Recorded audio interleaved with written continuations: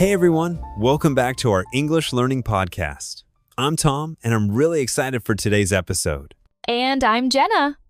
Thanks so much for tuning in. We're both native English speakers from the US, and we love diving into fun topics to help you with your English. Today's topic is actually one of my favorites, hiking. It's a great way to get outside, and also a word that pops up a lot in English conversation. Totally, Tom. Hiking is huge where we live, so I think we'll have lots of real-life stuff to share. Let's jump right in. So Jenna, I was thinking, hiking is not just a word, but an actual lifestyle for so many people here. What does hiking mean to you? For me, hiking is all about adventure and unplugging from screens. It's about getting into nature, breathing in fresh air, and just moving your body. I'm with you. There's something special about putting on your boots, grabbing a backpack, and hitting a trail. Even the vocabulary around hiking can be pretty interesting. Right. Words like trailhead, summit, or scenic route come up all the time. We'll definitely unpack some of those today. Let's start with the basics. If someone's new to hiking, what are the words or phrases they should know? Well, you'll hear trail a lot. That's just the path you walk on. Trailhead is where the trail begins, and hike can be both the activity and the verb. Yeah, and don't forget gear. People always talk about packing your gear, which just means your equipment, like boots, water bottles, and snacks. Exactly. And if you hear day hike, that means it's just one day versus backpacking where you camp overnight. Whenever I'm out on a trail, I notice folks using certain phrases. Things like, let's hit the trail, or take a breather. Oh, totally. Or when someone says, that view is worth the climb, it means the effort paid off. I also hear, let's pace ourselves, meaning don't go too fast. Something I hear a lot is, I need to hydrate. Just a fun way to say you need to drink water. And if you're really tired, you might say, my legs are toast. That just means they're exhausted. When you're planning a hike with friends, what kind of questions do people usually ask in English? People ask things like, how long is the trail? Or what's the elevation gain? That's just asking how much you'll be climbing. Another one is it a loop or out and back? That's about whether the trail makes a circle or if you return the same way you came. Last weekend, my friend even asked, are there any water crossings? That means, do we have to walk through streams or rivers? You know, safety is always important when hiking. What are some phrases or terms to listen for? Definitely. If someone says, watch your step, that's a warning. There might be rocks or roots. You might also hear, stay on the trail, which means don't wander off. Another one. People often say, let's check the weather forecast before heading out, just to avoid surprises. And if you ever hear, let's turn back, it means something's off. Maybe the weather's bad or it's getting too late. That actually reminds me, Jenna, how do you usually describe a great hike to friends? I'll usually say something like, the views were breathtaking, or I'll mention the trail was challenging but so rewarding.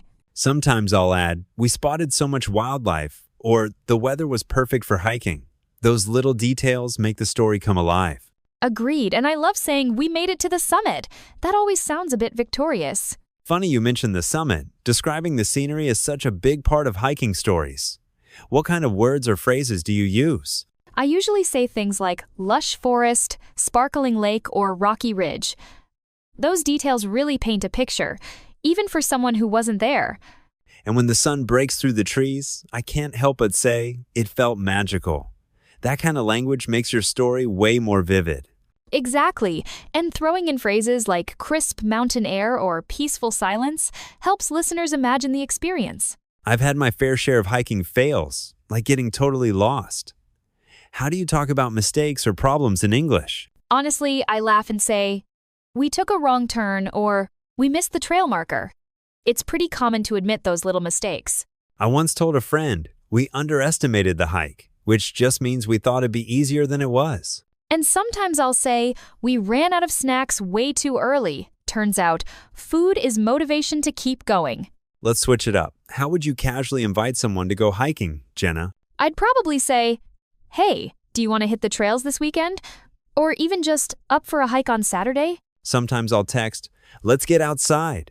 It sounds breezy, not too formal. Exactly. Keeping it relaxed helps. Or you could say, want to join me for a quick hike after work? Super inviting. Thinking about it, hiking is popular in the US, but I wonder how it's different in other countries.